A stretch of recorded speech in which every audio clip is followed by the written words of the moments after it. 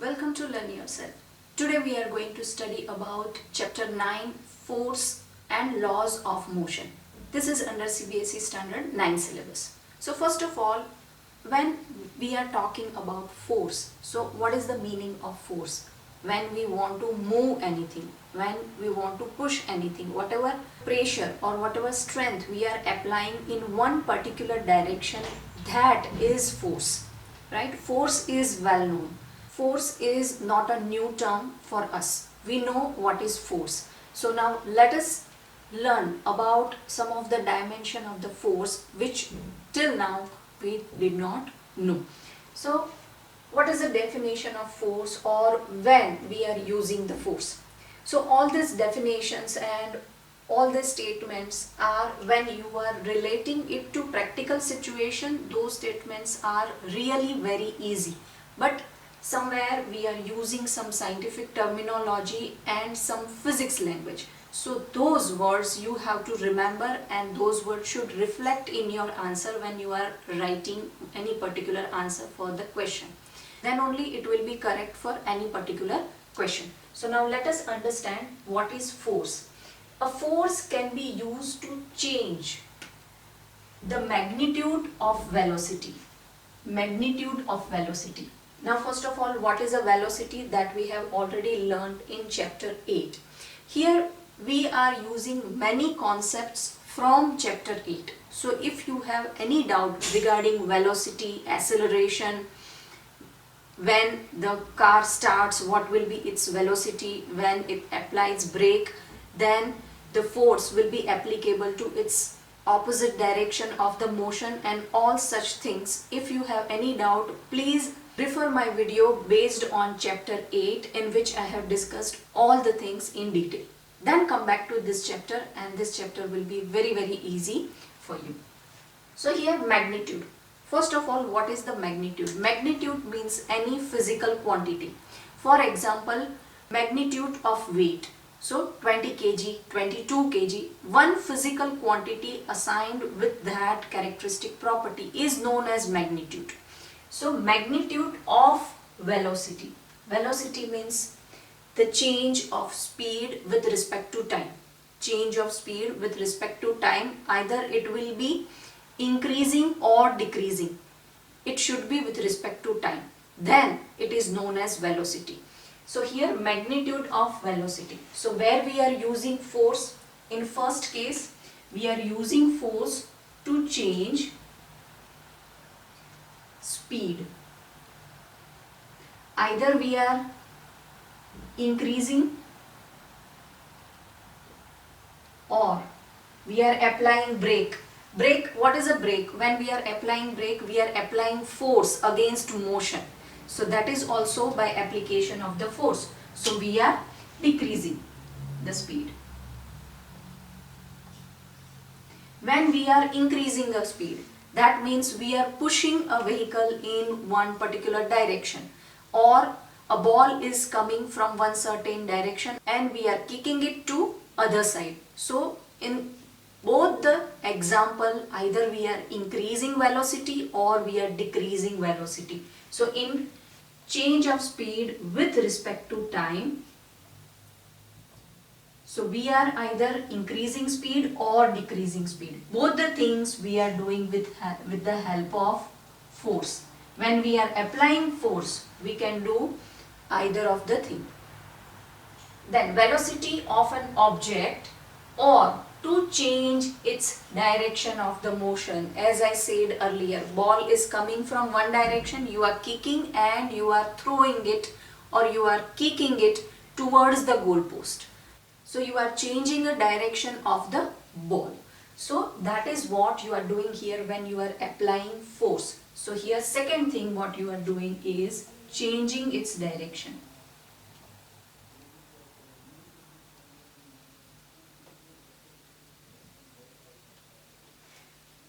So with the application of force, basically two things we can do. If body is already in the motion, then either you can increase its speed or decrease its speed. And second thing, that you can change its direction. All the things we can do with the help of force. And third thing which is important, which is not reflecting into this statement, is by applying force either we can stop the motion or we can start the motion, right? By applying force, ball is at the resting position, so when we are kicking it, then we are applying force, we are sending it to one particular direction. Or if it is in the motion, somebody is throwing a cricket ball towards you, batsman hits the cricket ball towards you and you are catching it into your hand, so you are stopping its motion.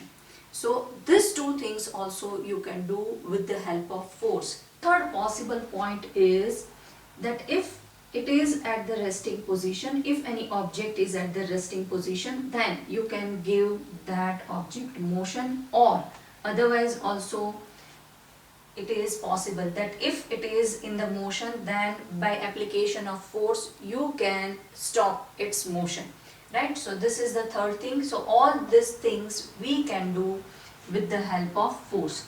So in each and everything we need to apply force to change a direction, to increase and decrease the velocity, and third, give them a motion or stop them from the moving. So all these things we can do with the help of force.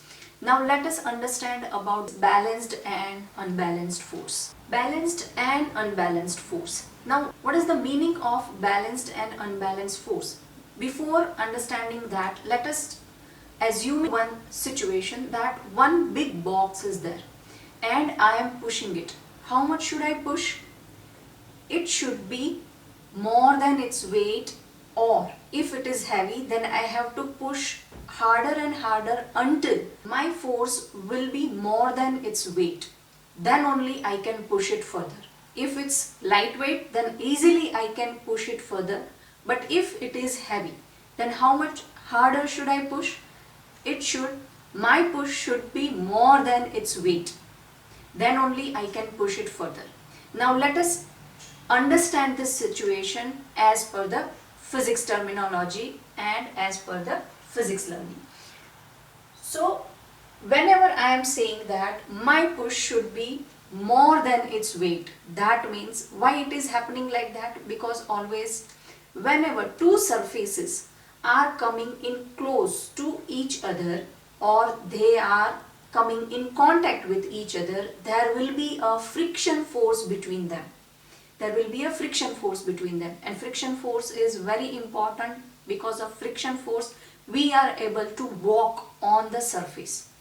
If there will be no friction force, then we may fall, right? There should be proper friction force in between our shoes and floor, then only we can walk perfectly. So here, what is a friction force? Friction force is a friction applicable in between any two surfaces. It is not only with shoes and road, but even in the machineries, when two surfaces are coming in contact with each other, we can see that there will be a friction. If continuous movement will be there of rope on the stone, then we can see the marks of the rope on the stone, right? That is a friction. Those marks have come from the friction. So all these are the example of the friction. Now let us understand that the friction force arises between two surfaces in contact. It is important that those two surfaces should be in contact with each other. Now imagine that this is a box and I want to push it from the left side to right side. I want to push this box. Now there can be two situations. In first situation, box will not move, and second situation, box will move. So let us first understand first situation when box will not move. Why it is not moving? Because friction force balances the pushing force. Whatever force I am applying on the box will be balanced by the friction. Because where the friction force will be applicable over here, it will be in the opposite direction. Friction force will be applicable in opposite direction. Friction force is applying towards me. Friction force is applying towards me when I am pushing it from left side to right side. Its application will be from right side to left side. So when it is balances, When it is balances means how much ever I am pushing, that much force I am getting it back from the opposite side, from the right side to left side. So it is balances the pushing force. Whatever force I am giving it, it is balancing that. So that's why the box will not move. So what is the reason why I cannot move the box? Because whatever force I am applying, that force is balanced by the friction force. And why it is balanced by the friction force? If you want to balance it, imagine a situation in a tug of war, right? A team and B team will be in opposite direction, like this. Here it is A team and here it is B team. B team is pulling towards right side and A team is pulling towards left side. So nothing will happen until one team will pull harder. They will take it the rope towards themselves. Why this has happened? Because the force will be unbalanced at that particular situation. Imagine a situation that A team won this race. Why? Because they have applied unbalanced force. They pull it harder. They pull it harder compared to B team. If their force will be balanced, how much ever force is applicable from the A team, the same force will be applicable from the B team. Then it will take time to finish the match, right? As soon as one team will applying unbalanced force and they are pulling it harder towards themselves, here the case is for the A team, that they have pulled harder and they took the whole rope towards themselves. So here this is an example of unbalanced force. So box will not move because friction force balances the pushing force. Friction force will be always in opposite direction. Here force will balance because this is balanced situation. They are pulling it towards this side and A team is pulling it towards this side. So that force will be balanced. Here also I am pushing it towards this side and friction force is from the opposite side. So that force will be balanced. Now in which situation box will move? So in pushing force becomes bigger than the friction force. When I am pushing it harder, then my force will be larger compared to friction. Whatever friction force is applicable over here will become less, will be less compared to force I am applying. In that situation box will move, and it will move in which direction? It will move in this direction. It will move in opposite direction of the friction force, and it will move in the direction which I wanted to move it, right? So this direction you can say that it will be in opposite of friction force and it will be in the direction of the force applied. I have applied force from left to right direction. So it will move in the direction of the force only and it will be in the opposite direction of the friction force. Here you have to remember the terminology, but if you will imagine a practical situation, then it is very easy, right? That when your force is balanced with the friction force, you cannot move a thing. When your force is unbalanced, when you are pushing it harder and the friction force will be less, then you can easily move a thing. So when you can move a thing? When you are applying unbalanced force. So with the help of unbalanced force, what all things we can do?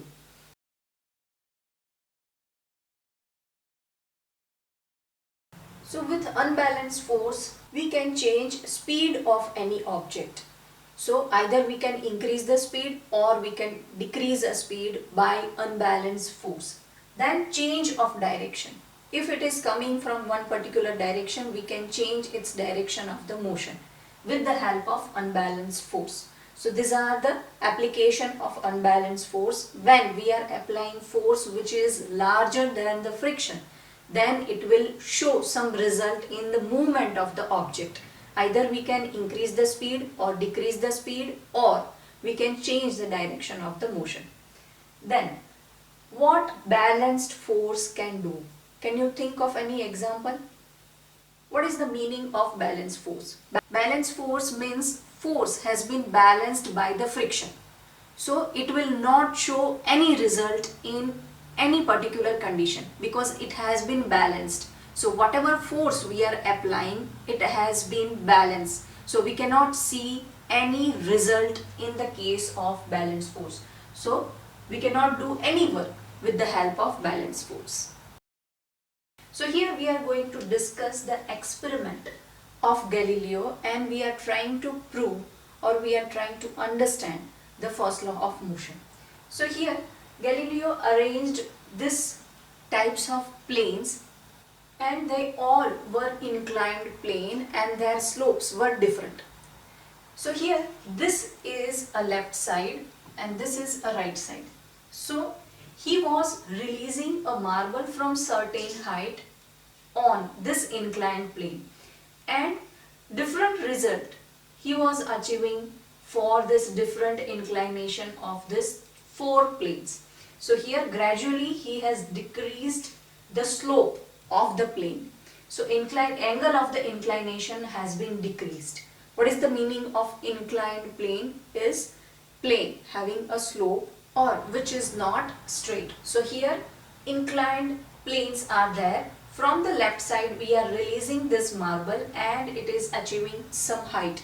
From the height we are releasing a marble and it is attaining some height, and that is due to this energy what it is getting from this travel. So let us understand three different results. That if the inclination of the planes on both the sides are equal, so we are talking about this first situation, that inclination of the plane are equal on both the side, on left side and on the right side, then marble will climb the same distance. From where we have left it, it will climb the same distance and it will achieve the height towards the other side because their angle is same. Their angle of inclination is same. Now the second case, we are talking about these two planes. That angle of inclination gradually we are decreasing. We are decreasing the angle of inclination. We are keeping this angle as it is, we are keeping this height as it is, and we are decreasing the height little bit in these two cases. Then what will happen? That marble will travel further.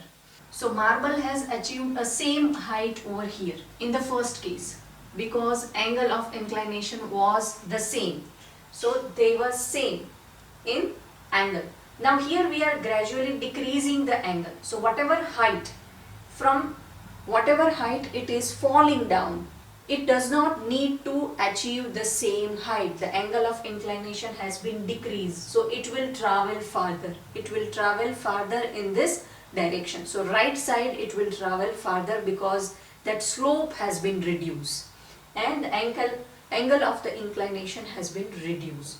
So it will travel further until it reaches the original height. What is the meaning of original height? That from the height where we have left, so until it will achieve the original height, it will go on and on in that direction and it will travel farther compared to the first situation. So here it will travel farther and it will achieve the original height from where we have dropped it. Now the last case where we have made this plane horizontal, that we are dropping it from the certain height and then it will roll it over the floor or over the horizontal plane. So right side plane were made horizontal, then marble will travel forever. So it will travel forever in trying to reach the same height from where we have dropped it, by which it is released. So it will travel on and on and on in that right side. But this will not happen in practical situation because friction force will be applicable to that. And eventually this marble will stop. But this marble will travel farthest compared to all the above marbles. Right? In this situation it will travel more distance. And in ideal situation, if there is no unbalanced force or if there is no friction force, then this marble will travel forever in the right side. So from this experiment, let us conclude our first law of motion statement, that if any object is moving in one particular direction, or if it is at the resting position, then they both will continue to do so until the unbalanced force will applicable to them. Right? Let us understand this statement.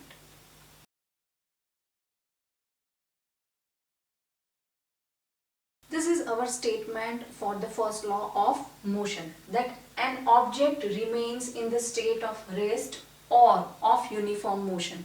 Imagine one ball is lying over here and it is at the resting position. One ball is continuously moving.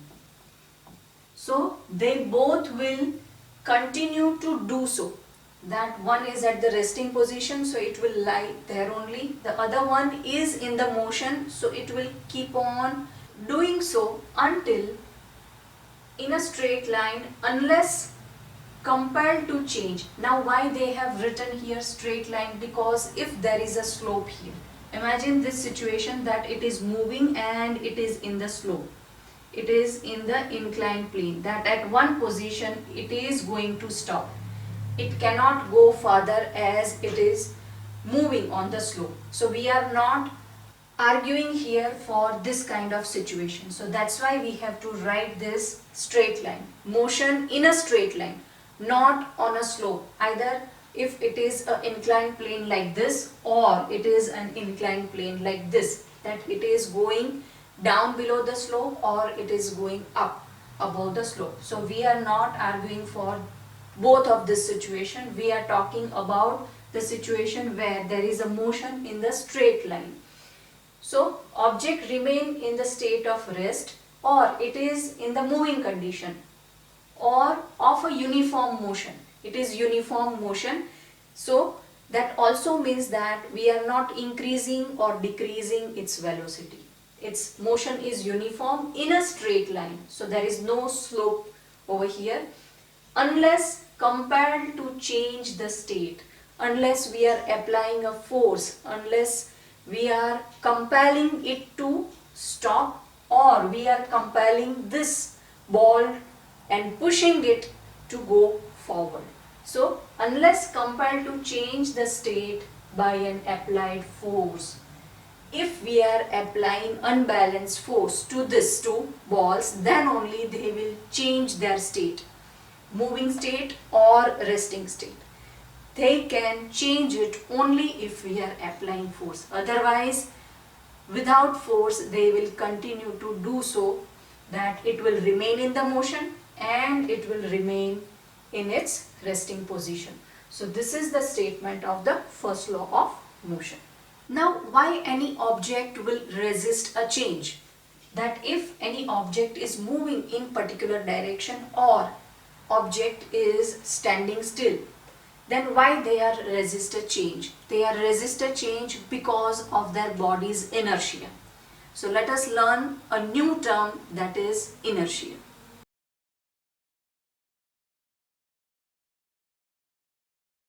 Now let us understand what is inertia. All objects resist a change in their state of motion.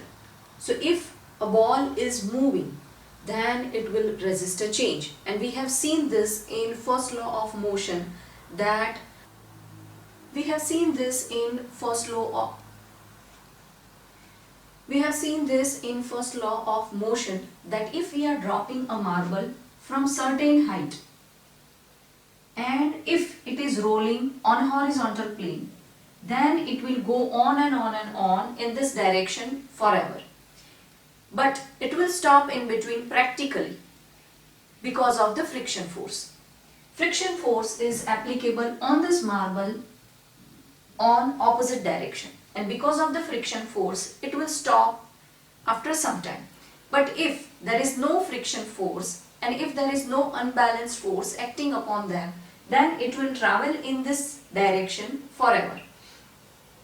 So that is what we are discussing here, that if object is in a motion, then it will keep on moving, And if object is at resting position, then it will lie there only until the unbalanced force will act upon them. The tendency of undisturbed object means if it is lying there only, then we are not disturbing them. That is undisturbed object. And if it is moving, then we are not stopping them. To stay at rest or to keep moving. This is applicable to both of the object, if it is lying there or if it is moving. So it is applicable to both of the object which are in the motion or which are lying as it is. With the same velocity is called inertia. So if it is moving, then it will keep on moving in the same direction with the same velocity in ideal situation. So that is happening because of the inertia. First law of motion is also known as law of inertia.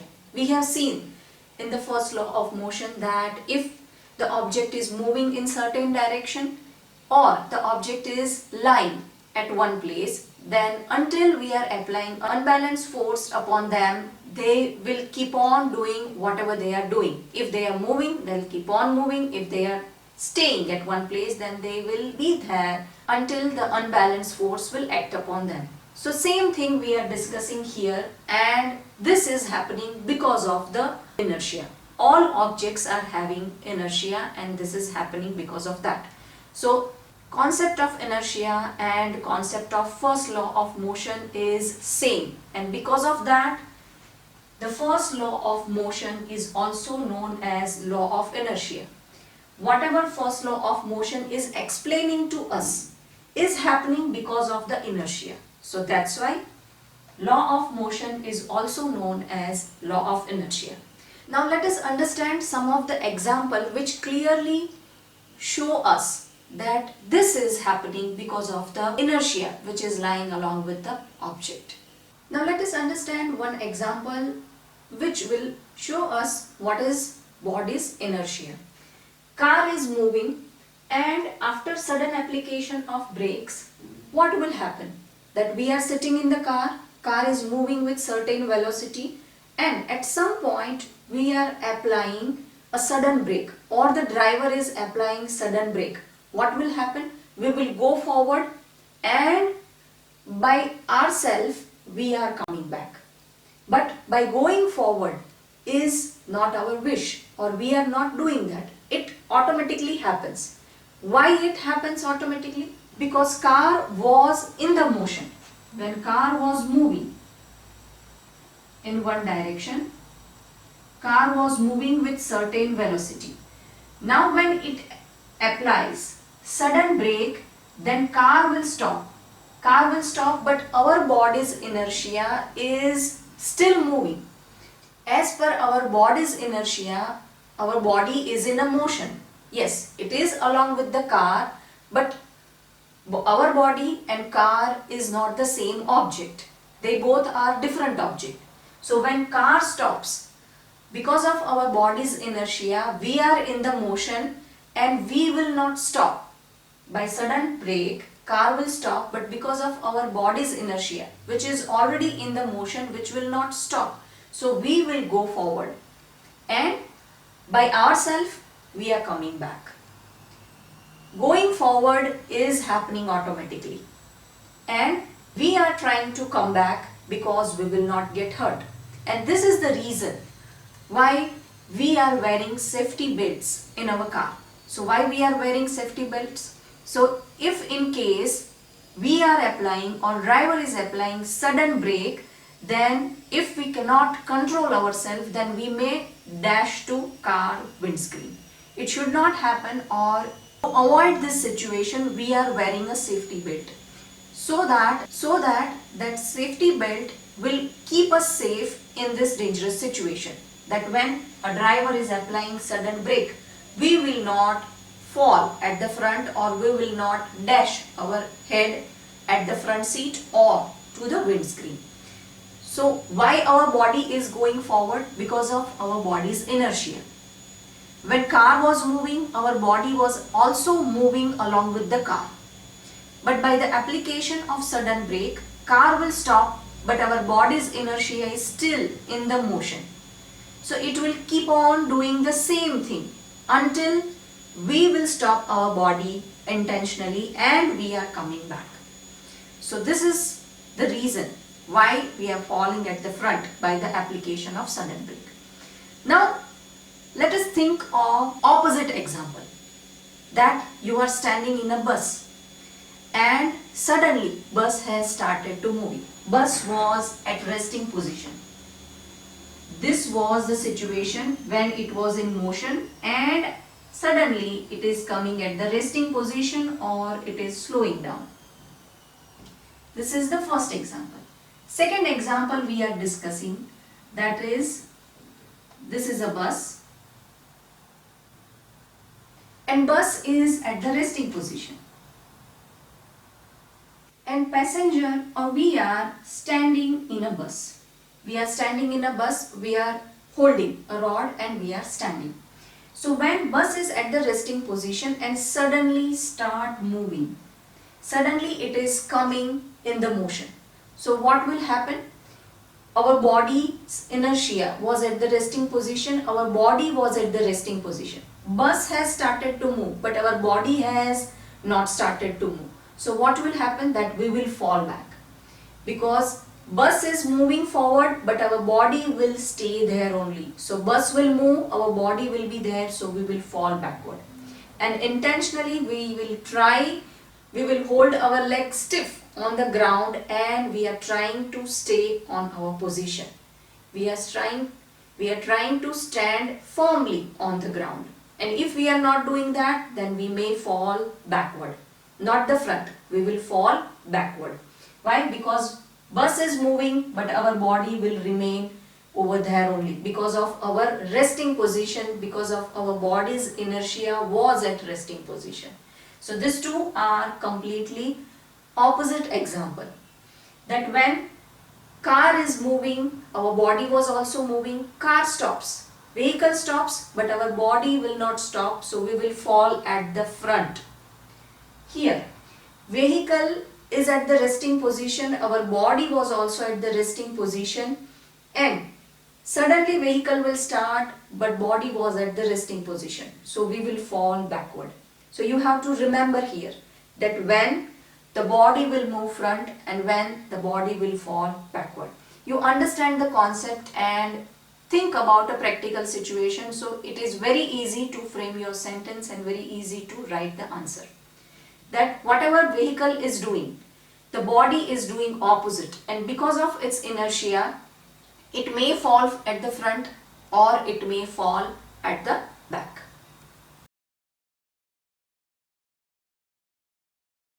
Second law of motion. And before starting the second law of motion, we need to understand what is momentum. So what is momentum? Momentum is an effect which is produced by the object's mass and its velocity. When mass and velocity we are calculating together, then whatever effect is generated, that is known as momentum. Let us consider two separate examples. First we are taking a truck. Truck is parked at the side of the road. It will not hurt us. If by mistake we are dashing with the truck, then also we will not die. But imagine, truck is moving with certain velocity on the road and you are colliding with the truck. You may die. Why? Because at that time truck was in the speed and it has certain velocity. But the same truck, when it was not there in the velocity, when it was not there in the motion, it won't harm you. It won't kill you. Why? Because speed is the factor here. In another example, let us consider a bullet. So bullet is a small thing. If we are throwing at someone, person will not get harmed by that. But if we are shooting someone with that bullet, with certain velocity, with certain force, then it may kill a person. Bullet is a small thing and when it comes along with certain velocity, it may kill a person. Truck is a big thing, but when it comes with a certain velocity, it may kill a person. So here the important thing is the object's mass and object's velocity. So whenever object has certain mass and it comes with certain velocity, then its effect will be more. So how much effect it will create, it always depending upon with which speed it is coming, that means with how much velocity it is coming, because when you are throwing something or you are shooting a bullet in certain direction with certain increased or decreased speed, then it is a velocity. So when any object is moving with certain velocity and having certain mass, then it creates some effect. That effect is known as momentum. That effect is known as momentum. Now let us understand its definition. The momentum P. We are denoting momentum here with P. So whenever we are writing a momentum in a formula, we are writing momentum and we are denoting momentum with P. Momentum P of an object defined as the product of its mass. Product means multiplication. So when we are multiplying its mass and its velocity. For any object, when we are multiplying its mass and its velocity, then whatever answer we will get, that is known as momentum. So this is a formula for the momentum. Momentum equals to mass of object and velocity of the object. So what will be the unit of momentum? So here we have to write and we have to combine the unit of both. So for mass unit, we are writing here kg. This is a SI unit of momentum. So mass unit is kg and velocity unit we know that it is meter per second. So when we are combining both of this unit, we are getting this unit for the momentum. Kg meter per second. Kg meter per second, here we can mention this kg meter second raised to -1 because it is meter per second. So this unit belongs to velocity and this unit belongs to mass. So when we are combining both of this unit, we will get the unit for momentum because momentum is a product of mass and velocity. Now let us see some of the characteristics of momentum. Momentum has both direction and velocity. It has a both because object when it is having a velocity, it is traveling in certain direction. So momentum also has direction and velocity. Now in which direction the momentum will go? In the same direction where the object is moving. That means same as velocity. The momentum will also go along with the velocity, so that's why velocity and momentum's direction will remain same. Its direction is the same as velocity. What is a velocity? Velocity means speed with a direction. So velocity is always come along with the direction. Now momentum also has a direction, so their both direction will be same. So momentum is equals to mass of an object into velocity of the object. Can we change the momentum? So yes, we can change a momentum, but another factor we have to consider, and that is a time. Let us understand this example that car's battery is dead and we are pushing it from the backside and we are taking it at certain distance. For some time car will not start moving, but after some time by applying this continuous push to it, by applying continuous force to it, it will come in a motion. So when it is changing its speed, when it is coming in a motion, so the time period is also necessary for which we have applied the force. So we have to consider time factor also, or the time for which we have applied a certain force to object to get that object in a motion or to stop that motion. By that we can change a momentum of object. So the force necessary to change the momentum of an object depends on the time rate at which the momentum is changed. So it is depending upon the time rate.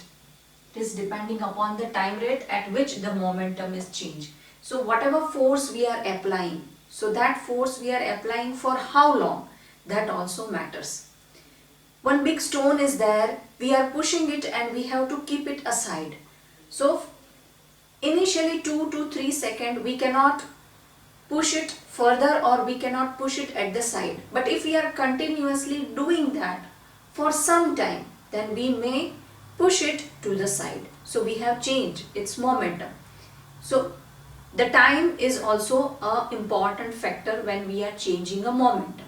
So let us summarize the momentum. What is a momentum? Momentum is a product of object's mass and its velocity. It has a direction and direction will be same in the direction of the velocity.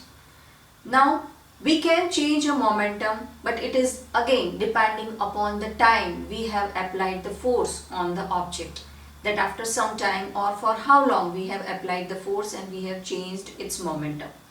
So with this understanding of momentum, now let us learn the second law of motion. The statement of the second law of motion is the rate of change of momentum of an object. So when we are changing a momentum, so the rate of change of momentum, that how much it is changing, that is rate of change of momentum of an object is proportional to, that means it is depending upon. So here if we want to write, then we can write that rate of change of, that how much it is changing, change of momentum, momentum is P. So rate of change of momentum P is proportional to means it is depending upon the applied unbalanced force. Now what is an unbalanced force? Unbalanced force means if the object is at resting position, we are changing its resting position and we are making it move. If it is moving, then we are stopping it or we are accelerate or decrease its speed. So applied unbalanced force in the direction of the force. So we are changing its momentum by applying force. And how much force we are applying? The unbalanced force we are applying. So it will overcome its inertia, it will overcome its resting position, it will overcome its motion and we can see a change in its momentum. So here applied unbalanced force will come.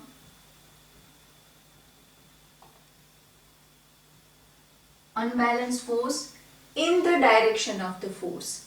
In the direction of the force means this change you can see in the direction of the force. If you are applying force in this direction from left to right, then rate of change of momentum, you can see that momentum has changed in this direction only, in which direction you have applied the force. So how much unbalanced force you have applied and you have applied in which direction, in that direction the momentum will change and its rate of changing will be depending upon these two factors.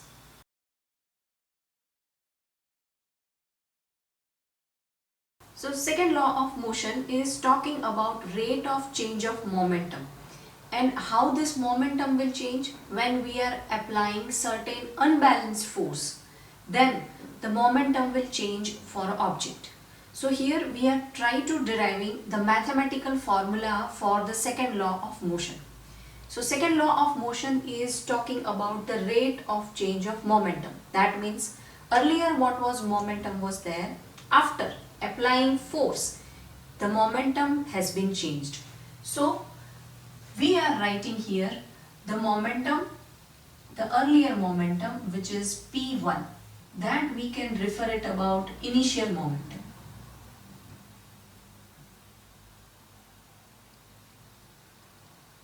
We know that momentum we are denoting with P.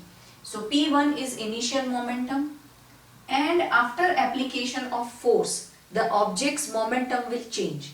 That we are writing as P2. So this I will refer as final momentum.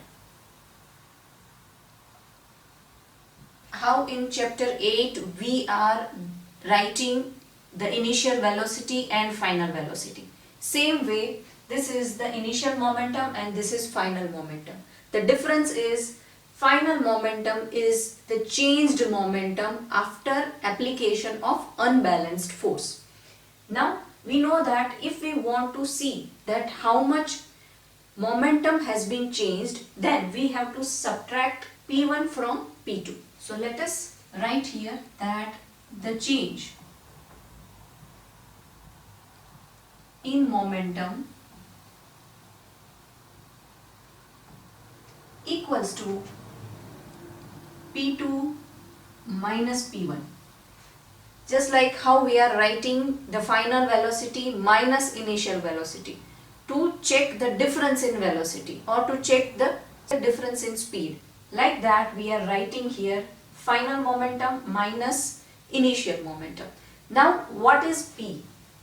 P equals to, we know that it is m into v, that is mass and velocity. Now here initial momentum will have initial velocity. Initial velocity is associated with initial momentum. And what is initial velocity? That is u. And final momentum is associated with final velocity. And that is v. This we already know that initial velocity is u and final velocity is v.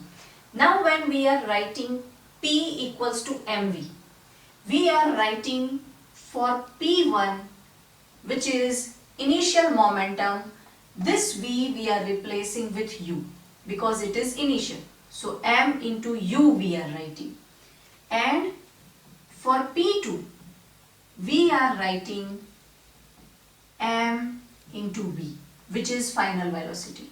So for initial momentum, we have included initial velocity, and for final momentum we have written here final velocity. The formula is same, P equals to mv, what we have earlier seen, that what is a momentum? Momentum is a product of mass and object's velocity. So this velocity I have changed here according to the initial momentum and final momentum. Now let us put these two values over here. Here momentum has changed due to the velocity has changed, but the object will remain same. So mass for this object will remain same because object is one only. So mass is not going to change. So here m is same for both of this momentum. So I am writing here mv minus mu. I have put this two value in this equation. Now m is common, so I am writing out of the bracket and then I am writing v minus u.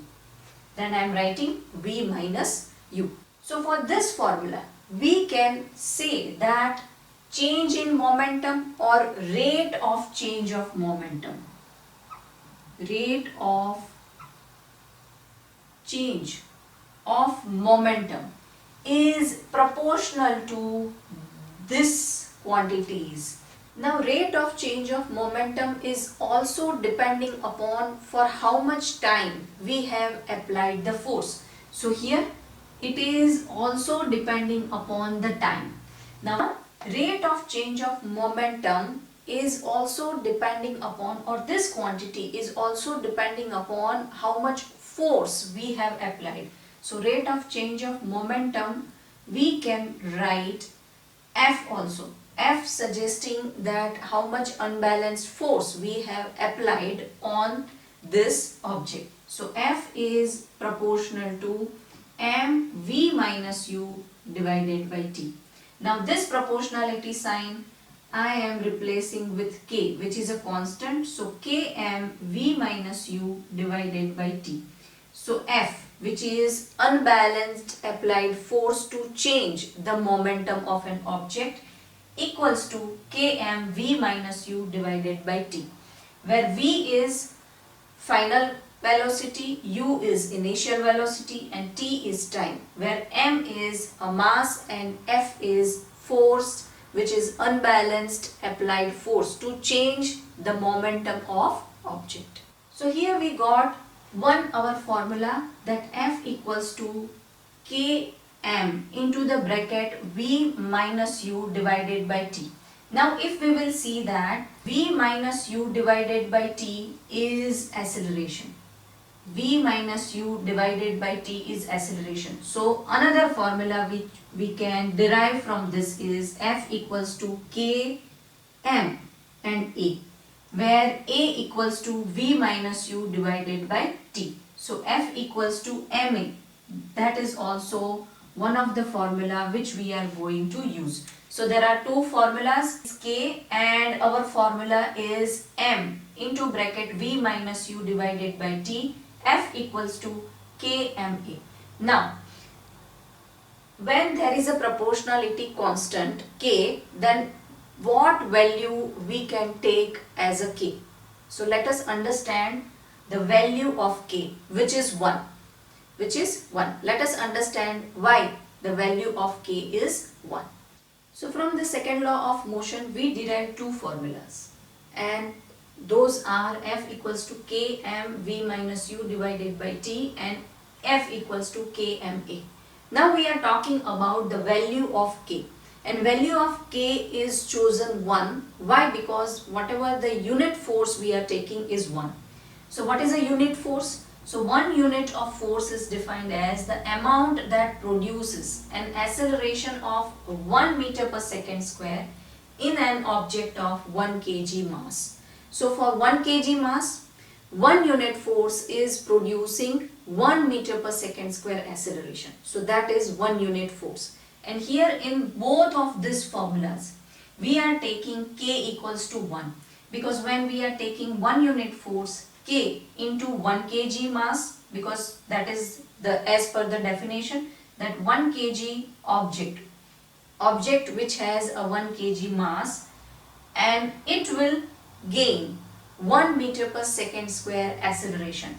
So here, as per the definition, when we are taking 1 kg mass object, this 1 unit force will produce 1 meter per second square acceleration to that object. So for that, if we will take this, that 1 unit force equals to K into 1 into 1. This one is a kg and this one is acceleration. Then K's value will be 1. Why? Because we have taken 1 unit force. So in these two formulas, we are taking K equals to 1. That means our final formula is F equals to Ma and F equals to mv minus u divided by t. Yes, actual formulas are this, but the formulas which we are going to use in the numerical are these two formulas. So you have to remember these two formulas. But if the question will ask that why K's value we are writing 1, then you have to write a definition of your 1 unit force, because force unit we are choosing as such that it will produce 1 unit force for 1 kg object and it will gain 1 meter per second square acceleration. So these two formulas are important that you have to remember. Third law of motion. Earlier we have discussed the first law of motion and second law of motion. Before coming to the third law, it is important to understand first law and second law. So if you have any doubt in these two laws, please go back and go through those two videos and then come back to this video, in which we are going to understand third law of motion. So here let us first understand some of the concept of third law of motion. That first is when we are saying action and reaction forces are equal and opposite. This statement is according to the first law of motion.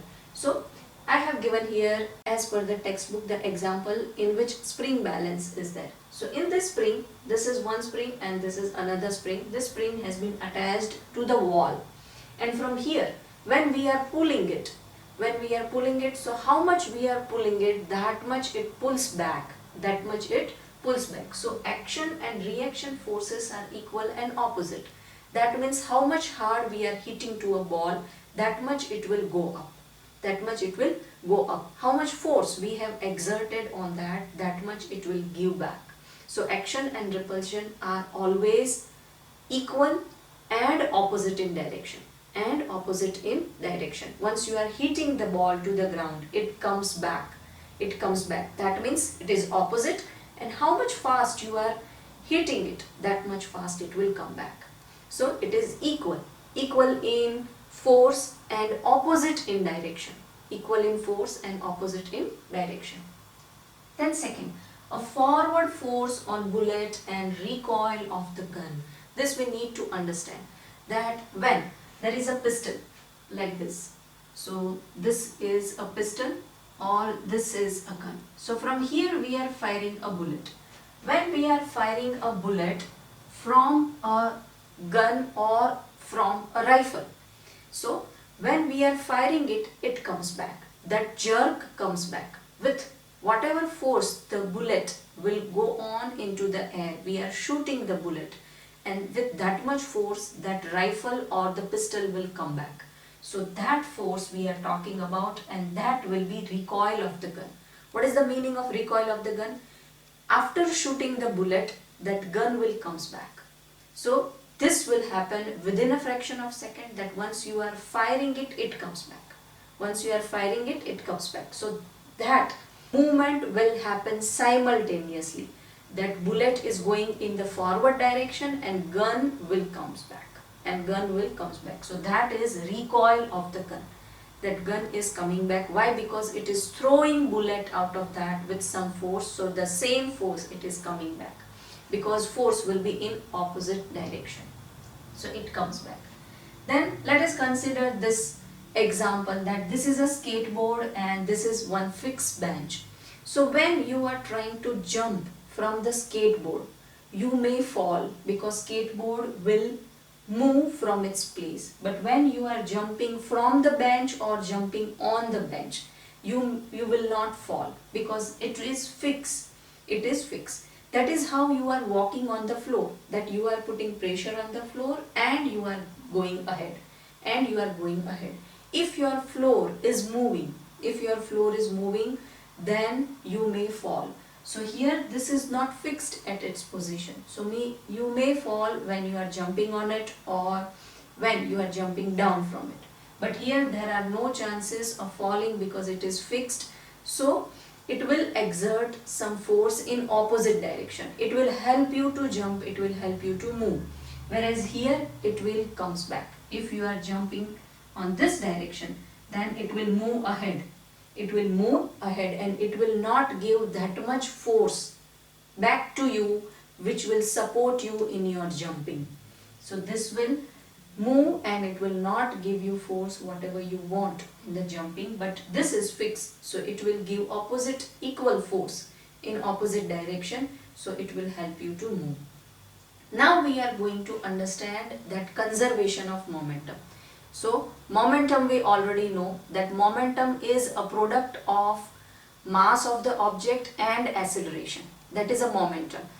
Via momentum or via change of momentum, we can change the velocity of the object and we can change the direction of the object. So this is all about momentum. Now let us see that what is conservation of the momentum. Let us understand this situation, that one object, that is A, is having mass A. This is the second object, that is object B, and it has a mass B. Now both of these objects are traveling in one direction, like this.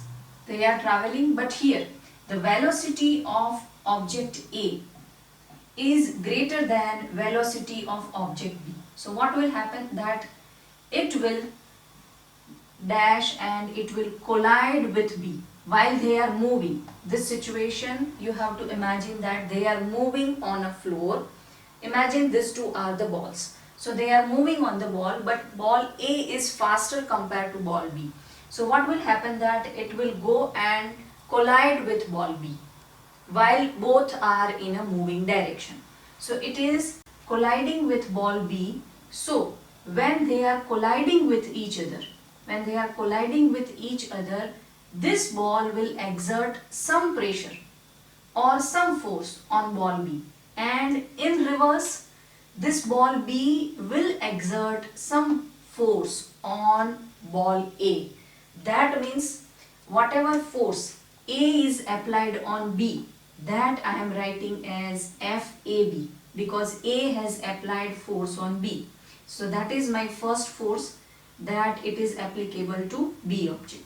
Now B is in turn also applying some force on A. So that is my FBA, that B object has applied some force on A.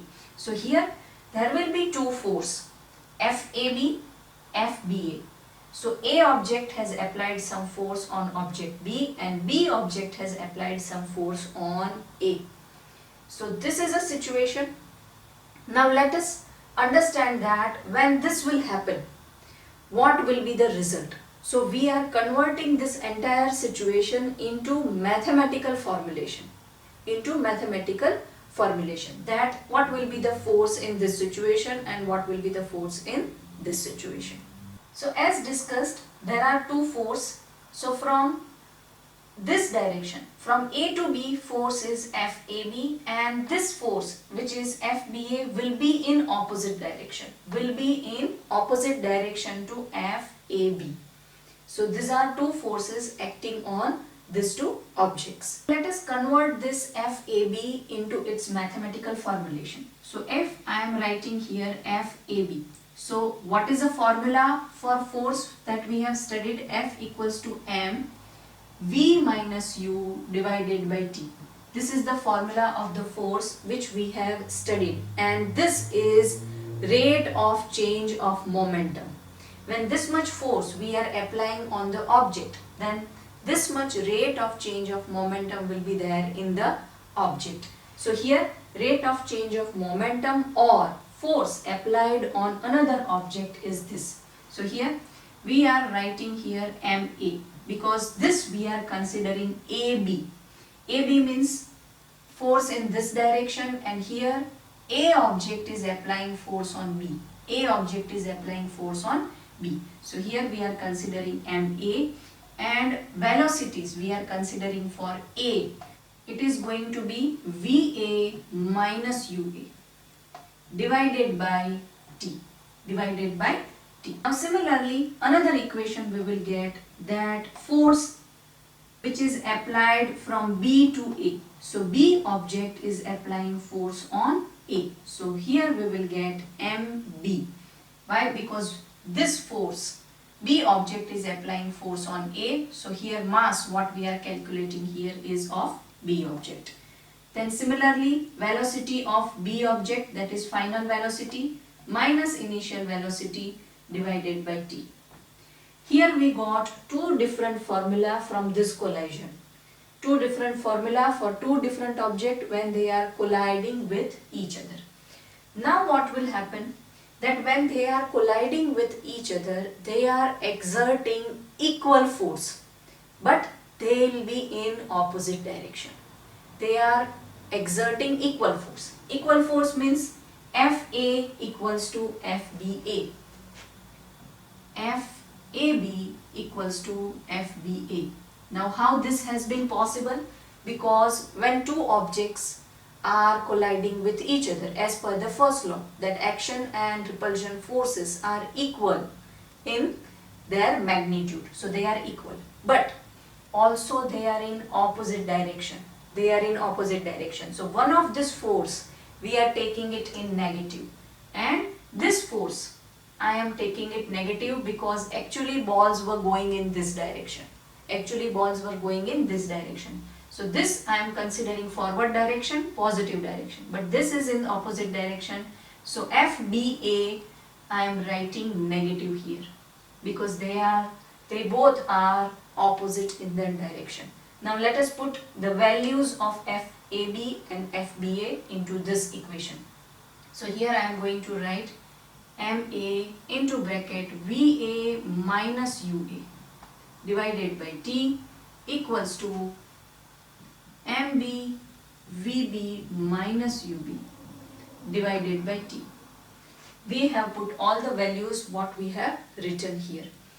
Solving this two equation, and here T is same at both the sides, so we can cancel it out, this T. Now let us solve this term. It will give us MA into VA minus MA into UA equals to minus MB into VB plus MB into UB, because this minus and this minus will become plus. So I have written here plus, but here this minus will be remain here. So when we are taking out A common here, now these two terms are negative and these two terms are positive. So if we are changing a side of this term, that this term we are taking it towards this side and this term we are taking it towards this side, then both will become positive. Then both will become positive. So this term I am taking it towards this side. So I am writing this, that MA into VA, then I am writing this negative term. It will change its side, so it will become positive. So it is going to be MBVB equals to, I am writing this term or this term. So this term I am taking it towards this side. So it is going to be positive. So it is going to be MA into UA plus MB into UB. So this is our final equation, in which mass of object A, velocity of object A, plus mass of object B, velocity of object B. So here what this is representing, M into V, M into V, M into U plus M into U. So objects, both of objects final momentum equals to both of the objects initial momentum, because here as you can see, these two are initial velocities and these two are final velocities. V represents final velocity.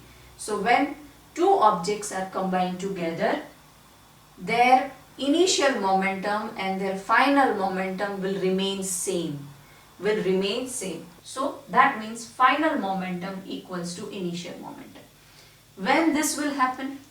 When before collision and after collision, the momentum will remain same. So it is conserving.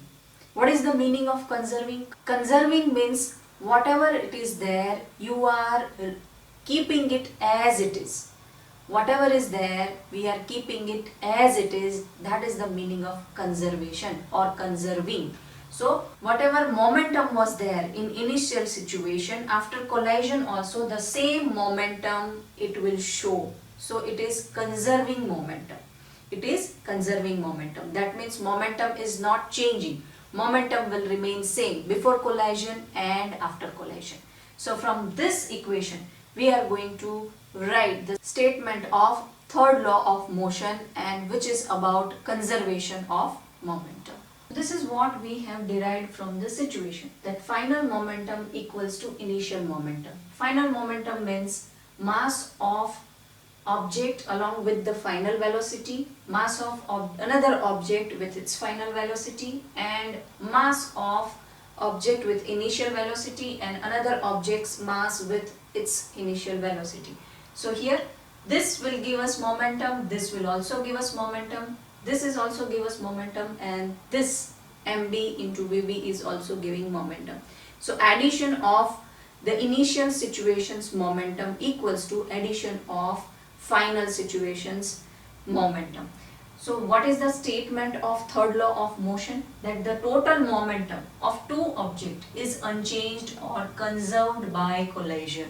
So when there is a collision between two objects, so initial momentum and final momentum will remain same. That means there is a conservation of momentum in that situation. When there is no unbalanced applied force will be acting on them. There should be no unbalanced force. In that situation, the momentum will conserve. Momentum will be conserved in that situation, in fact, from the final situation and initial situation. So this is our law, and which is also known as third law of motion or law of the conservation of momentum. Hope this video has solved your doubt. In coming videos, we are going to discuss many important concepts. So don't forget to subscribe, learn yourself. I'll see you in next video. Till then, keep learning, keep sharing.